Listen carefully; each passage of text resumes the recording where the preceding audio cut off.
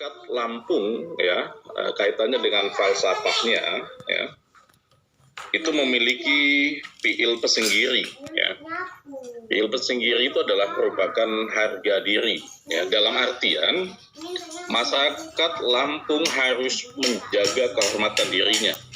Jangan sampai melakukan tindakan-tindakan keonaran yang tidak pas ya, sehingga kemudian itu akan merusak ya kehormatan ataupun harga diri ya secara pribadi maupun keluarga ya.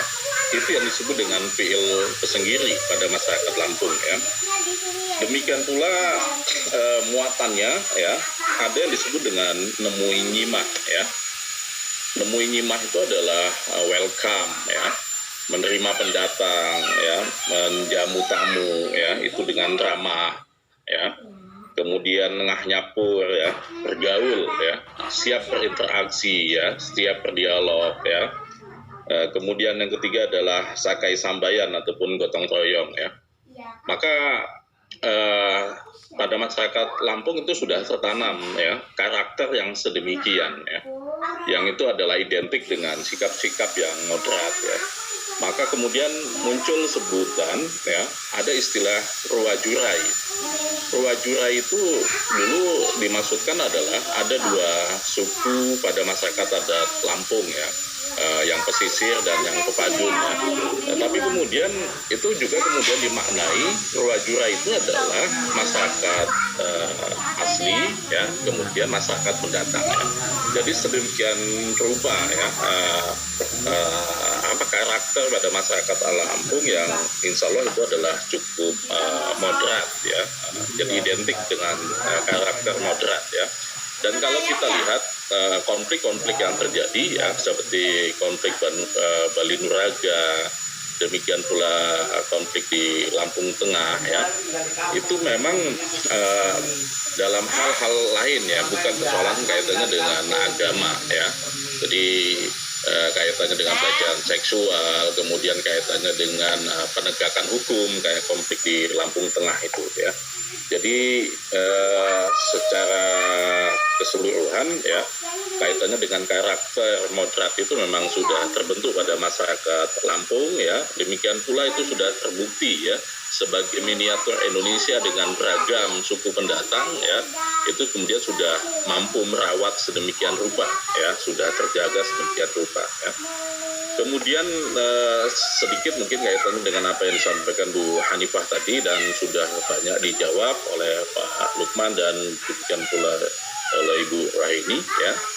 Jadi mensikapi kaitannya dengan kelompok-kelompok yang sedemikian ya. Jadi ketika ada upaya-upaya yang memang cenderung sikap-sikap yang ekstrim, yang radikal, menyalahkan ya, itulah yang memang kemudian bagaimana kita bisa memantau, memonitor sedemikian rupa ya, sehingga kemudian kalau perlu kemudian bagaimana kita membuka ruang dialog ya, sehingga kemudian pemahaman-pemahaman yang ekstrim radikal itu kemudian menjadi tereliminir ya, kemudian bisa dihilangkan ya. Dan di era digital ini memang kemudian itu menjadi sebuah tantangan yang lebih berat lagi ya. Kalau dulu mungkin kita bisa mengawasi ya anak keluarga kita ya, ketika mengikuti kegiatan-kegiatan yang secara kasat mata kemudian itu bisa kita saksikan ya. Tapi di era digital seperti saat ini itu kemudian nyaris ya bisa di luar pemantauan kita.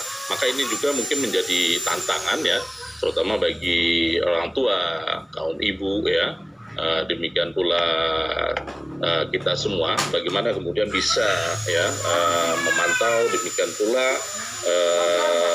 memonitor kaitannya dengan gerakan-gerakan yang seperti itu. Jangan sampai kemudian paham-paham yang seperti itu kemudian terus melebar ya, yang kemudian bisa memberikan doktrin dan mempengaruhi ya, dan mengajak ya, sehingga kemudian nanti bisa lebih memperbanyak kaitannya dengan paham-paham yang seperti itu ya.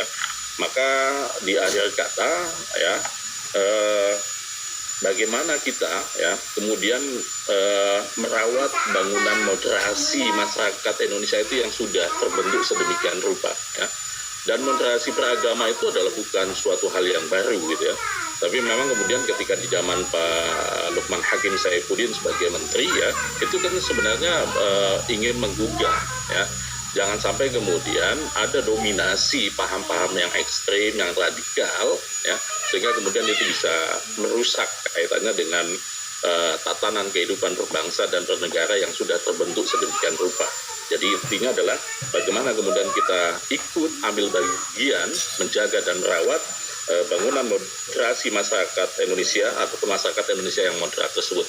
Mungkin itu Mbak Isna, terima kasih saya kembalikan dan saya akhiri. Assalamualaikum warahmatullahi wabarakatuh. Waalaikumsalam warahmatullahi wabarakatuh. Terima kasih Pak Suhairi atas tanggapan dan closing statement yang sangat menarik. Bapak Ibu peserta webinar, sebelum kami akhiri, saya persilakan terlebih dahulu Ibu Yulianti Mutmainah selaku Ketua PSIPP ITB Ahmad Dahlan untuk menyampaikan kata-kata penutupannya. Silakan Bu Yuli, kami persilakan.